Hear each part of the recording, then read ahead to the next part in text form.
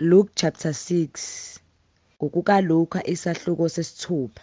Kwathi ngeSabatha wadabula amasimu, abafundi bakhe bakha izikhwebu.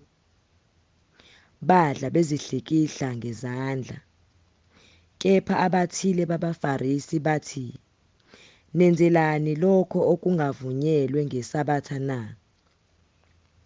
UJesu ebaphendula wathi, "Anifundanga yini lokho akwenza uDavide mhla elambile yena nababenaye, ukuthi wangena endlini kaNkulunkulu wathatha izinkwa zokubukwa ezingavunyelwe ukudliwa muntu ngabaphristi bodwa, wadla wamnika nababenaye na?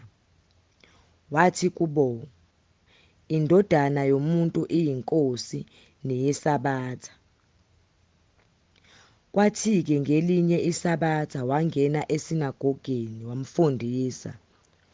Kwakukhona umuntu lapho osandla sakhe sokunene sasishwabene. Ababhali nabaFarisi bamqaphelisisa ukuthi uyakuphilisa yini ngeSabatha, ukuze bathole ukumbeka icala. Kepha wazazi izizindlo zabo, wathi kuyo indoda esandla sishwabene, "Sukuma, ume phakathi." Wasukuma-ke wema. UJesu wathi kubo, "Ngiyanibuza ukuthi kuvunyelwe ngeSabatha ukwenza okuhle noma okubi yini, ukusindisa umuntu noma ukumbulala na?" Esebaqalazile bonke wathi kuye, "Yelula isandla sakho." Wenze njalo-ke saze saphiliswa isandla sakhe. Base begcwala ukuhlanya, bakhuluma bodwa ngokuthi bangamenza njani uJesu. Kwathi ngalezo zinsuku waphuma waya entabeni ukuyokhuleka. Wahlala ubusuku bonke ekhuleka kuNkulunkulu. Kwathi sekusile wababiza abafundi bakhe, wakhetha kubo 12, wabaqamba ngokuthi abapostoli.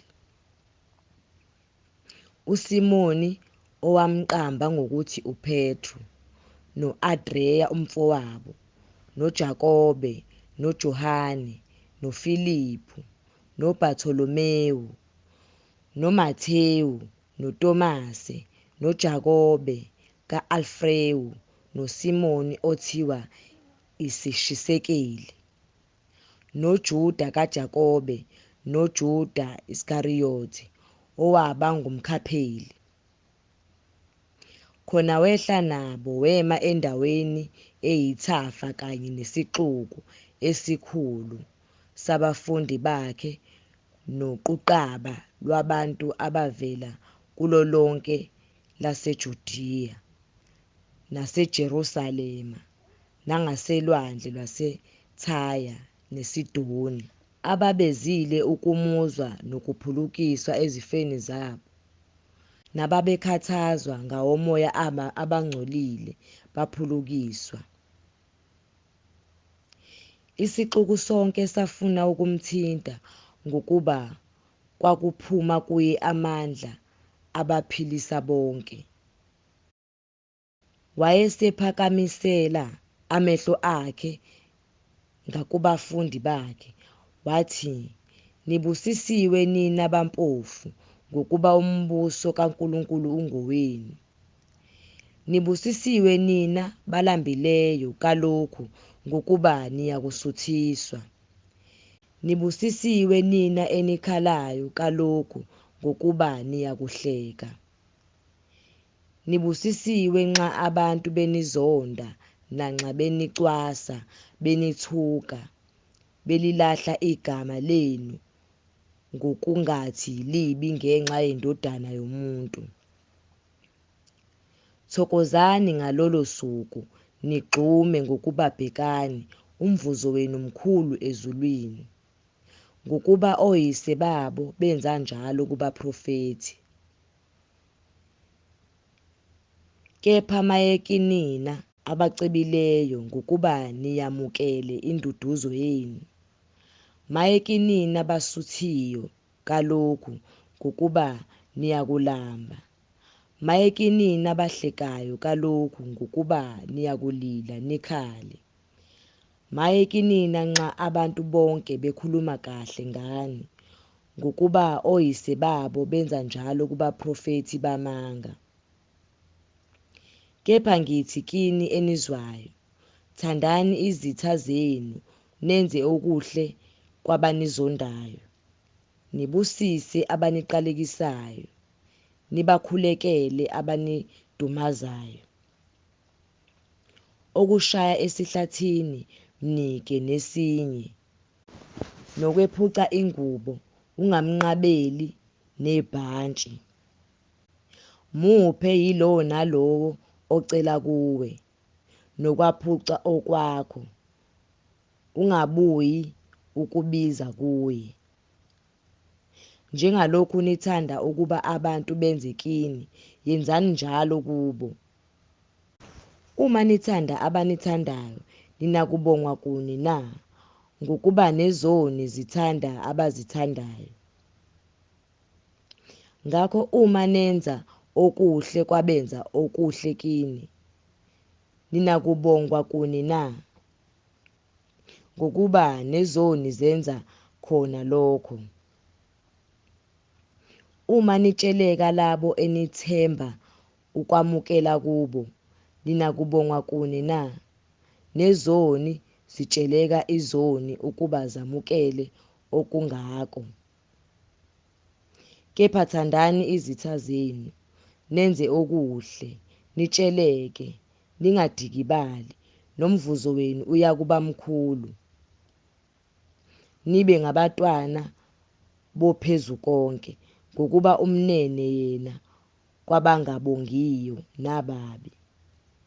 Yibani nesihawu, njengokuba uyihlo enesihawu. Ningahluleli, khona anisoze nahlulelwa.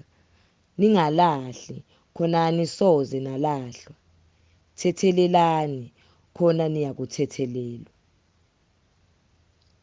Yiphani, khona niyakuphiwa. Bayakupha esifubeni senu isilinganiso esihle, esigqishiweyo, esichichimayo, ngokuba ngesilinganiso enelinganise ngaso, nani niyakulinganiselwa ngaso. Wabatshela nomfanekiso wokuthi impumputhe ingahola impumputhe na? Aziyukukhalakathela emgodini zombili na? Umfundi kaphezu komfundisi, kepha yilowo ophelelisiwe uyakuba njengomfundisi wakhe. Ubhekelani ucezwana olusesweni lomfowenu, kanti ugongolo olukwelakho iso awuliboni na? Ungasho kanjani kumfowenu ukuthi, mfowethu, ake ukhiphe ucezwana olusesweni lakho, wena ongaboni ugongolo olukwelakho iso na? Mzenzisi, khipha kuqala ugongolo olukwelakho iso, yikhona uyakubonisisa ukukhipha ucezwana olusesweni lomfowenu. Ngokuba akukho muthi omuhle othela isithelo esibi, futhi nomuthi omubi awutheli isithelo esihle. Ngokuba yilowo nalowo muthi waziwa ngesithelo sawo. Akukhiwa kambe amakhiwane emeveni, nezithelo zomvini azikhiwa ejikjolweni. Umuntu omuhle uveza okuhle emfuyweni enhle yenhliziyo, nomubi uveza okubi emfuyweni embi, ngokuba umlomo wakhe ukhuluma ngokuchichima kwenhliziyo. Ningibizelani ngokuthi Nkosi, Nkosi, ningakwenzi engikushoyo na? Yilowo nalowo oza kimi ezwe amazwi ami awenze, ngonikhombisa lowo ofana naye. Ufana nomuntu owayakha indlu, wemba, washonisa, wabeka isisekelo edwaleni. Ekufikeni kwezikhukhula umfula washaya leyo ndlu, kepha wawungenamandla okuyinyakazisa ngokuba yayakhiwe kahle. Kodwa ozwayo engenzi unjengomuntu owakha indlu emhlabathini ingenasisekelo. Umfula wayishaya, yawa masinyane, kwaba kukhulu ukudilika kwayo indlu. Luke chapter 7. NgokukaLuka isahluko 7. Kwathi eseqede onke amazwi akhe ezindlebeni zabantu, wangena eKapenawume. Inceku yenduna yekhulu ethile ethandekayo kuyo yayigula, isiza kufa. Isizwile ngoJesu yathuma amalunga abaJuda kuye, imcela ukuba aze ayisindise inceku yayo. Esefikile kuJesu amncenga kakhulu, ethi ifanele ukuba uyenzele lokho ngokuba ithanda isizwe sakithi, yiyo esakhele isinagoge. UJesu wayesehamba nayo, kepha engasekude nendlu.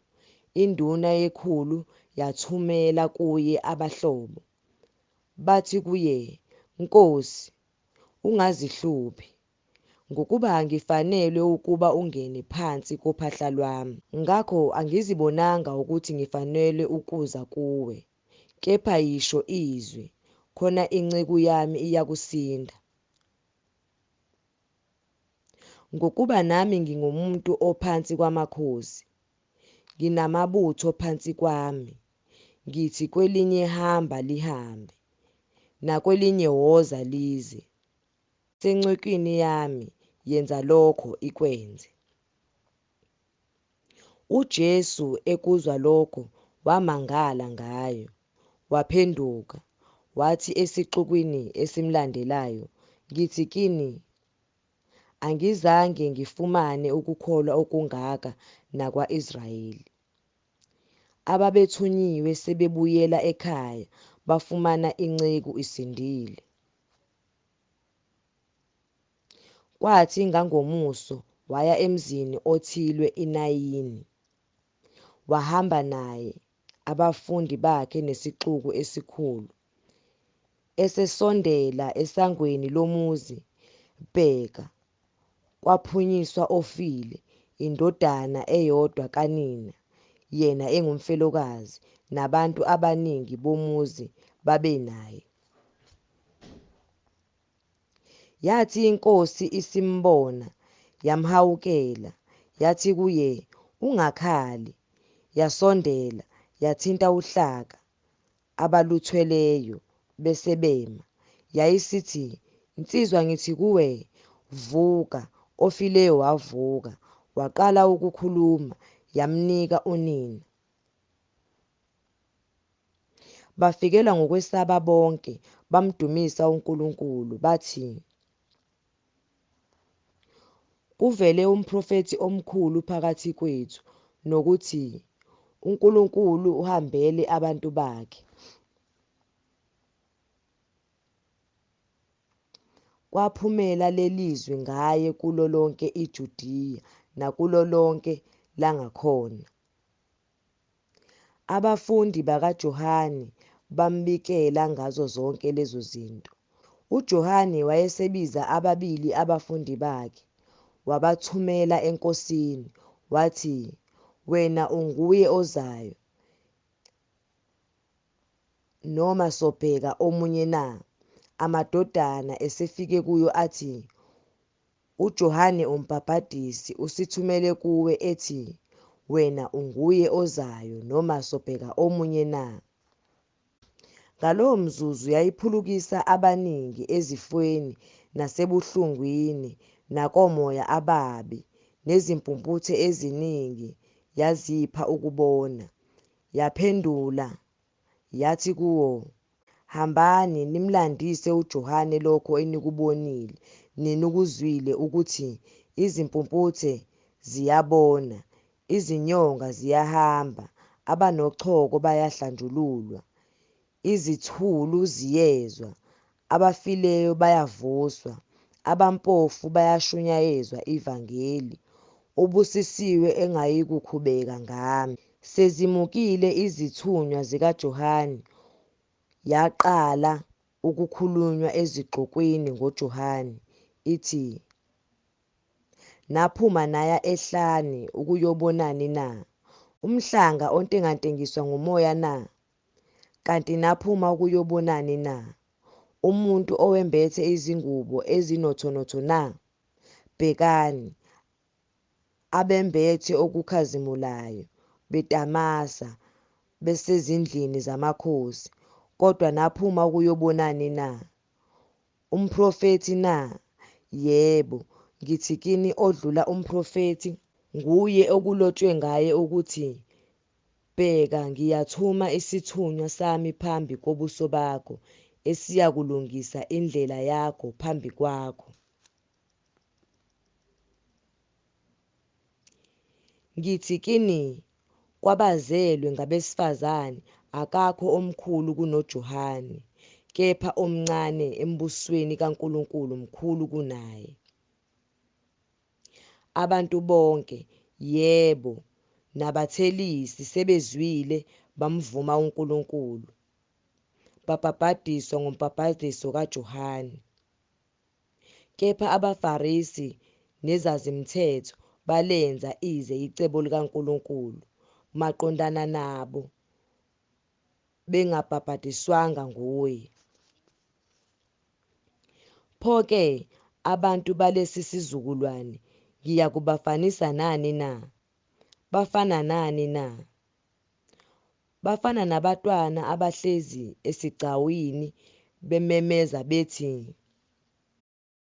"Sinibethele imitshingo, anisinanga, salilisela, anikhalanga." Ngokuba uJohane uMbhaphathizi ufikile engadli sinkwa, engaphuzi wayini, nithi-ke unedimoni. Ifikile iNdodana yoMuntu, idla iphuza, senithi bheka umuntu oyisiminzi nesiphuzi, umhlobo wabathelisi nezoni. Kodwa ukuhlakanipha kuvunyiwe ngabantwana bakho bonke. Omunye wabaFarisi wamema ukuba adle naye. Esengene endlini yomFarisi wahlala ekudleni. Bheka, kwakukhona emzini owesifazane oyisoni. Wathi esazi ukuthi uhlezi ekudleni endlini yomFarisi, weza nomfuma wamafutha, ema emuva ngasezinyaweni zakhe ekhala, waqala ukumatisa izinyawo zakhe ngezinyembezi, wazesula ngezinwele zekhanda lakhe, wazanga izinyawo zakhe, wazigcoba ngamafutha. Kuthe umFarisi obemmemile ebona, wazindla wathi, "Uma lo ebengumprofethi, emazi lo wesifazane omphathayo ukuba ungubani nokuba unjani, ngokuba uyisoni." UJesu waphendula wathi kuye, "Simoni, kukhona engifuna ukukhuluma nawe." Wathi, "Khuluma-ke mfundisi." Kwakukhona abantu ababili abanamacala kumtshelekisi othile. Icala lomunye lalingodenariyu, abangama500, elomunye 50. Bengenanto yokukhokha, wabayekela bobabili. Ngumuphi kubo konje oyakumthanda kakhulu na? USimoni waphendula wathi, Ngithi yilowo amyekela okukhulu. Thi kuye, unqume kahle. Ephendukela kowesifazane wathi kuSimoni, "Uyambona lo owesifazane na? Ngingene endlini yakho. Awunginikanga amanzi ezinyawo, kepha yena uzimatisile izinyawo zami ngezinyembezi wazesula ngezinwele zakhe. Awunganganga, kepha lo, yilokhu ngingenile, akayekanga ukwanga izinyawo zami. Ikhanda lami awuligcobanga ngamafutha, kepha lo, uzigcobile izinyawo zami ngamafutha. Ngenxa yalokho ngithi kuwe, izono zakhe eziningi zithethelelwe ngokuba uthandile kakhulu. Kepha othethelelwa okuncane uthanda kancane." Wayesethi kuye, "Zithethelelwe izono zakho." Ababehlezi naye ekudleni baqala ukusho phakathi kwabo ukuthi, "Ngubani lo othethelela izono na?" Kepha wathi kowesifazane, "Ukukholwa kwakho kukusindisile. Hamba, ube nokuthula." Luke chapter 8 ngokukaLuka isahluko sesishiyagalombili. Kwathi emva kwalokho wayehamba imizi nemizana eshumayela ememezela ivangeli lombuso. Benaye abayi12 nabesifazane abathile ababephulukiswe kubo omoya ababi nasezifweni, uMariya obizwa ngokuthi uMagadalena, okwakuphume kuye amadimoni ayi7, noJowana umkakhuza induna kaHerodi, noSusana, nabanye abaningi ababekhonza ngempahla yabo. Sekubuthene kuye isixuku esikhulu sivela emizini ngemizi, wakhuluma ngomfanekiso wathi, "Kwaphuma umhlwanyeli ukuyohlwanyela imbewu yakhe. Ekuhlwanyeleni kwakhe enye yawela ngasendleleni, yanyathelwa izinyoni zezulu zayidla zayiqeda. Enye yawela edwaleni, kuthe imila yabuna ngokuba ingenamswakama. Enye yawela phakathi kwameva, kwaze kwathi ameva esemila kanye nayo ayiminyanisa. Enye yawela emhlabathini omuhle, kuthe imila yathela ngekhulu." Ekusho lokhu wamemeza wathi, "Onezindlebe zokuzwa makezwe." Abafundi bakhe bambuza ukuthi, "Ungaba yini lo mfanekiso na?" Wathi-ke, "Niphiwe nina ukwazi izimfihlakalo zombuso kaNkulunkulu, kepha abanye bakuphiwa ngemifanekiso ukuba bebona bangaboni, bezwa bangaqondi. Umfanekiso yilokhu-ke, imbewu iyizwi likaNkulunkulu. Abangasendleleni yilaba abathi sebezwile, bese kufika uSathane alisuse izwi ezinhliziyweni zabo ukuba bangakholwa basindiswe. Abasedwaleni yilabo abathi sebezwile, balamukela izwi ngokuthokoza, kepha laba kabanampande. Bakholwa isikhashana nje, ukuthi ngesikhathi sokulingwa bahlubuke.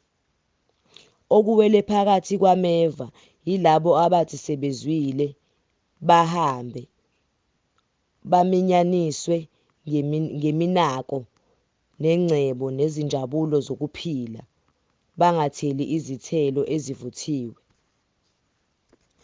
Okusemhlabathini omuhle yilabo abathi sebelizwile izwi, balibambe ngenhliziyo enhle nelungileyo, bathele izithelo ngokubekezela. Akakho othi esokhela isibani asimboze ngesitsha nokuba asibeke phansi kombhede, kepha usifaka othini, ukuze abangenayo babone ukukhanya. Ngokuba akukho okusithekileyo okungayikuhlaluka, nokuyisifuba okungayikwaziwa kube sobala.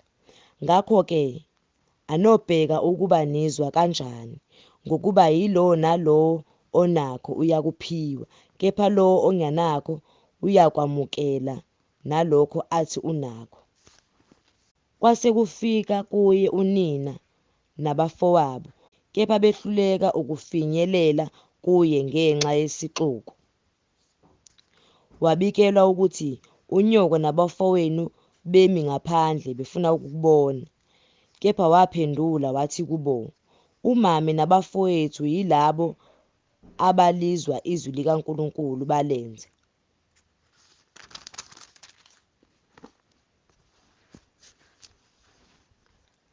Kwathi-ke ngolunye lwalezo zinsuku wangena emkhunjini yena kanye nabafundi bakhe, wathi kubo, "Asiwele siye ngaphesheya kolwandle." Basuka-ke. Kuthe besahamba ngomkhumbi walala ubuthongo, kwehlela-ke isivunguvungu somoya olwandle, bagcwala amanzi, babesengozini. Base besondela bamvusa bathi, "Nkosi, Nkosi, safa." Wavuka-ke, wakhuza umoya nokugubha kwamanzi, kwanqamuka, kwathula kwathi du. Wayesethi kubo, "Kuphi ukukholwa kwenu na?" Besaba bamangala, bathi omunye komunye, "Ungubani lo ukuba ayale nomoya namanzi kumlalele?" Bafika ngomkhumbi ezweni lamaGerasa elibhekene neGalile. Esephumele emhlabathini, kwamhlangabeza indoda ethile yomuzi eyayinamadimoni. Kwasekuyisikhathi eside ingembathi ngubo, ingahlali ndlu kodwa emathuneni. Isimbona uJesu yadazuluka, yawa phansi phambi kwakhe yathi ngezwi elikhulu, "Nginamsebenzi muni nawe Jesu, Ndodana kaNkulunkulu ophezukonke? Ngiyakuncenga ungangihluphi." Ngokuba wayala umoya ongcolile ukuba aphume kulowo muntu, ngokuba wayesembambe kaningi, walindwa eboshwe ngawozankosi nangamaketanga ezinyawo. Kepha wathi eseqabule izibopho, waqhutshelwa yidimoni ehlane. UJesu wambuza wathi, "Ungubani igama lakho?" Wathi, "uLegiyona," ngokuba amadimoni amaningi ayengene kuye, amncenga ukuba angawayali ukuya kwalasha. Kwakukhona lapho umhlambi wezingulube eziningi ziklabile entabeni, amncenga ukuba awavumele angene kuzo. Wawavumela. Aphuma-ke amadimoni kuye umuntu, angena ezingulubeni. Umhlambi wagulukudela eweni, waphonseka elwandle, waminza. Kwathi ababezalusa bebona okwenzekileyo, babaleka, bakubika emzini nasemaphandleni. Khona baphuma ukuyobona okwenzekileyo, bafika kuJesu, bamfumanisa umuntu okuphume kuye amadimoni ehlezi ngasezinyaweni zikaJesu embethe, esangulukile, bashaywa luvalo. Ababebonile babatshela ukuthi usinde kanjani owayekhwelwe ngamadimoni.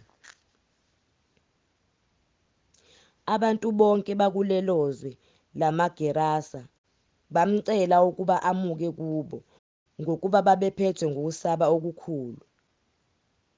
Yena wayesengena emkhunjini, waphindela emumva.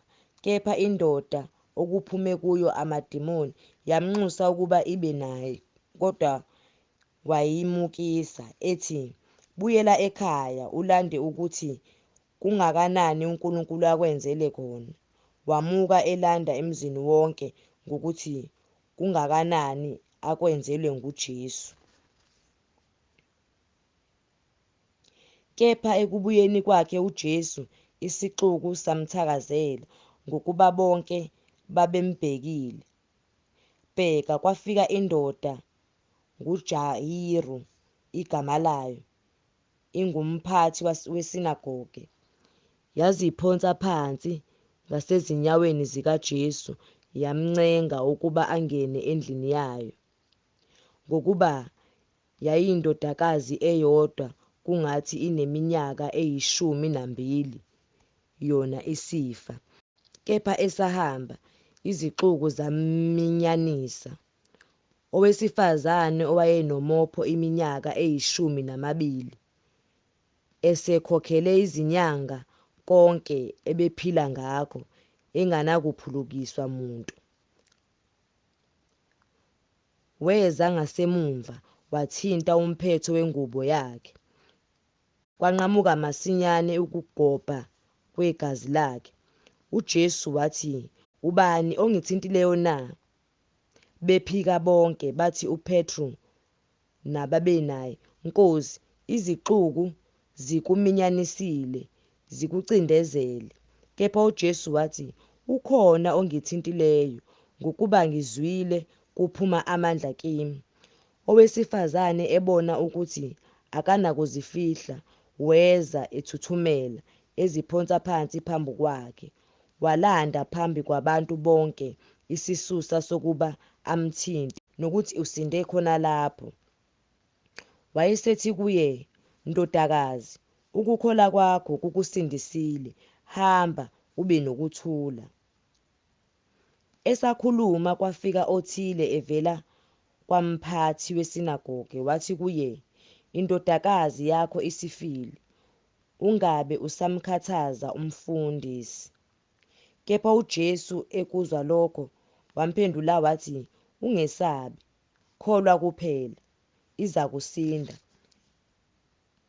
Esefike endlini kavumanga ukuba kungene muntu naye, kuphela oPetru noJohane noJakobe noyise wentombazane nonina. Babekhala bonke beyililela, kepha wathi, "Ningakhali, ayifile, kodwa ilele." Bamhleka usulu, bazi ukuthi ifile. Kepha yena wayibamba ngesandla wamemeza wathi, "Ntombazane, vuka." Wabuyela umoya wayo, yavuka khona lapho. Wayala ukuba inikwe ukudla. Abazali bayo bethuka. Wabayala ukuba bangatsheli muntu okwenzekileyo.